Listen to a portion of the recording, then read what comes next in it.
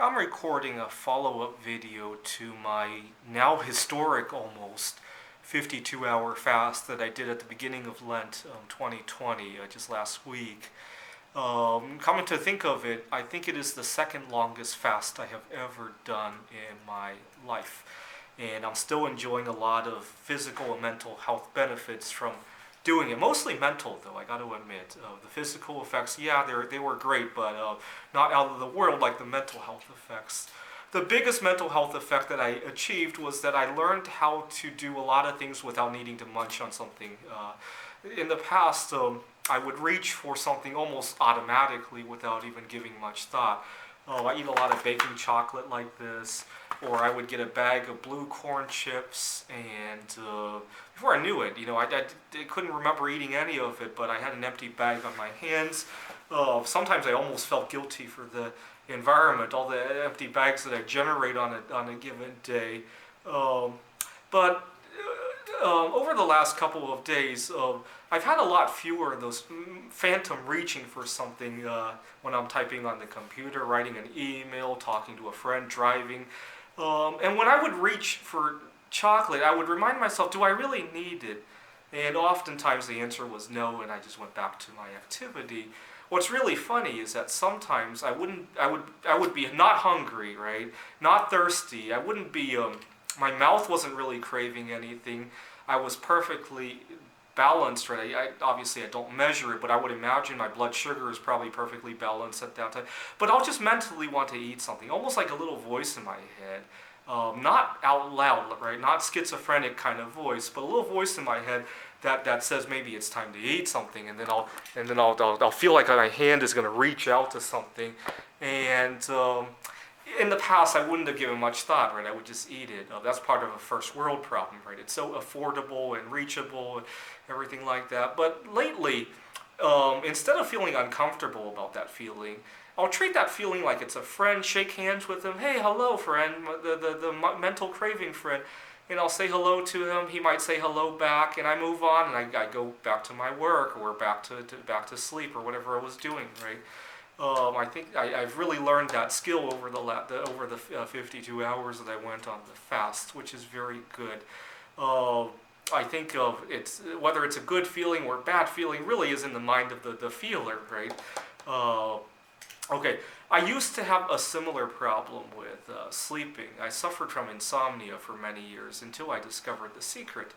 And the problem was this: I used to have a lot of problems sleeping at home in my bed. When I would go on vacation, go to a hotel room, go to my grandparents' home, I had a girlfriend who was halfway around across the country.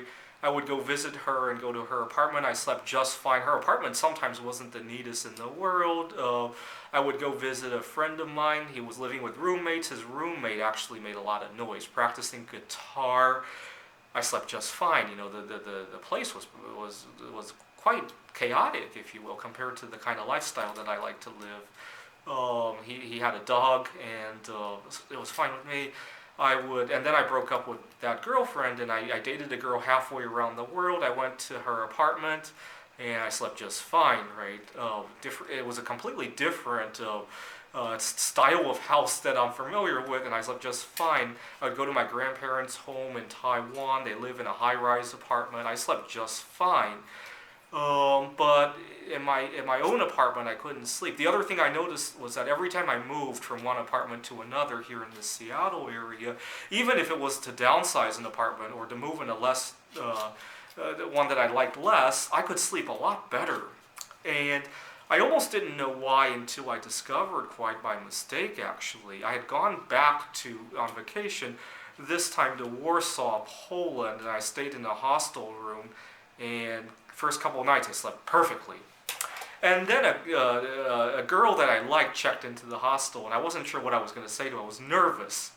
And so when she checked in, I quickly left the hostel in such a disarray that I forgot to bring my computer, I forgot to bring my camera, and I actually had a good day in downtown Warsaw. Because usually I get very consumed with writing computer games, and I get very consumed with making videos, I get very consumed with just chatting with people on YouTube and like one of these videos. I get very consumed. I forgot about all this, and I had a good day in Warsaw.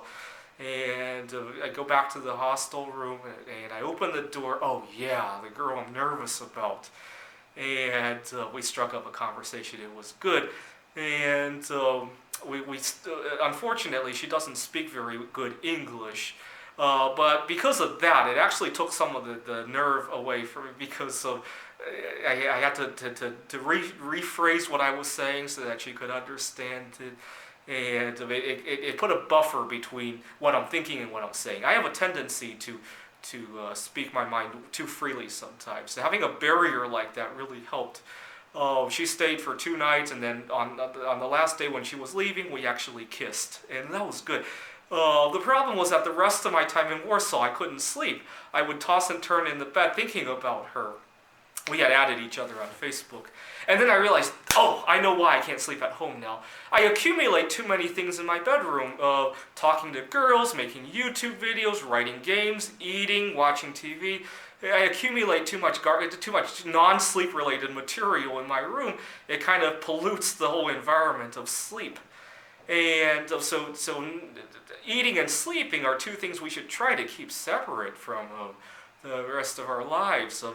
See, one reason I really love living in my car when I do it, I'm going to be going back to living in my car very soon. One reason I really love it is that when I sleep in my car, it's very hard to do anything else. You know, I would use the driver's side for driving, and I would use the passenger side for sleeping. Give me a second, I'm actually recording a presentation.